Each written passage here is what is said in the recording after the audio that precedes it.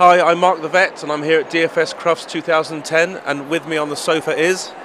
I'm Sarah Wright and I'm editor of Your Dog magazine, which is Britain's best-selling dog magazine. Brilliant. Now, as editor of Britain's best-selling dog magazine, you must have some tips for your readers about how to choose a dog.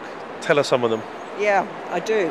I think one of the biggest things that people need to do before they decide on what dog they're going to get is actually do some research and thinking about what sort of breed not only appeals to them but would suit their lifestyle, what they can offer a dog. I think it's all too easy to fall in love with a very pretty face, then get it home and discover that actually the breed is hugely demanding in terms of exercise, and mental stimulation, and you actually haven't got the time to give it what it needs. So my first piece of advice would be to really think through what type of dog you want, research the breeds, find out what the breeds were originally bred for and the job of work that they were bred to do, and pick your dog accordingly.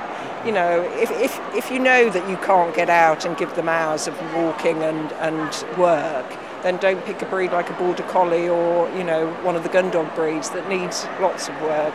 So obviously do your research. Yes. When you've decided on the pup or the breed, what's the next step? Well, I would say a good source of advice and help is to go to the breed. Every breed will have a breed society. It's easy enough to find out the contact details of that breed society through the Kennel Club.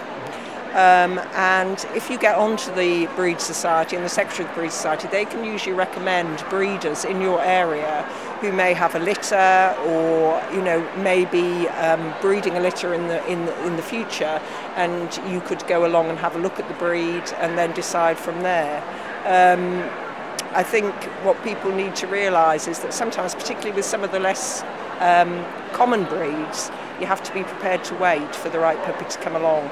Don't be tempted to go to the wrong sort of, just to pick one because it will be really quick. That's brilliant advice. So Sarah, what sort of tips would you give to people who are looking for a pup to avoid buying a puppy farmed pup? Well, there are certain things that you can watch out for that might indicate a puppy is coming from a puppy farm.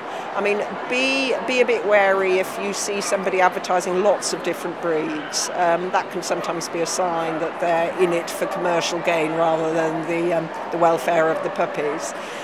When you go along to a breeder's, be quite critical. Have a look around and see. What's the environment like? Is it clean, tidy? Be suspicious, or be, if it looks really run down and tatty and the dogs look unhappy. You can pick up an awful lot. The danger, of course, if you get to that stage, is that a lot of people will buy a puppy because it's such an emotional thing. They see a puppy in difficult straits and they'll buy it because they feel sorry for it.